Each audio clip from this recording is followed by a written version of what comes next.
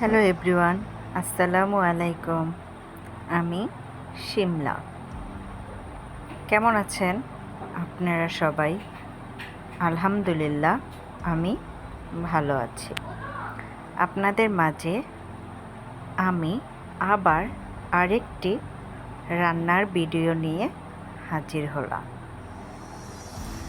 আজকে আমি রান্না করেছি চিংড়ি মাছ দিয়ে লাউ।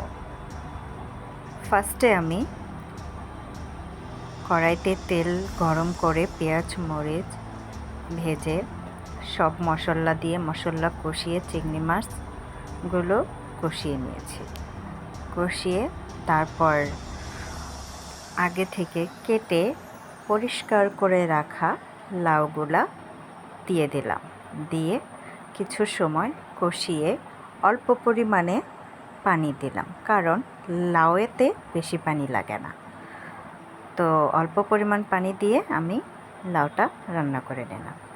এরপর আমি রান্না করে নিচ্ছি মুরগি। তো মুরগিটা আমি আগেই ধুয়ে পরিষ্কার করে রেখেছিলাম। তো মুরগিটা আমি মাখিয়ে রান্না করব। এর জন্য কড়াইতে দিয়েছি আগে থেকে পরিষ্কার করে রাখা মুরগি, কয়েক পিস আলু, দিয়েছি পেঁয়াজ কুচি, মরিচ কুচি এবং সব ধরনের মশলা পরিমাণ মতো দিয়ে কিছুটা সময় আমি মাংসটা কষিয়ে নিচ্ছি।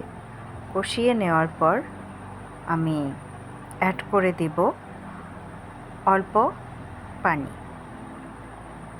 কিছু পানি দিয়ে আমি মাংসটা রান্না করে নেব। কিছু সময় রান্না করলেই হয়ে গেল আমার আজকের মুরগি রান্না। যদি আমার রান্না আপনাদের ভালো লেগে থাকে তাহলে একটা লাইক, একটা কমেন্ট, শেয়ার করে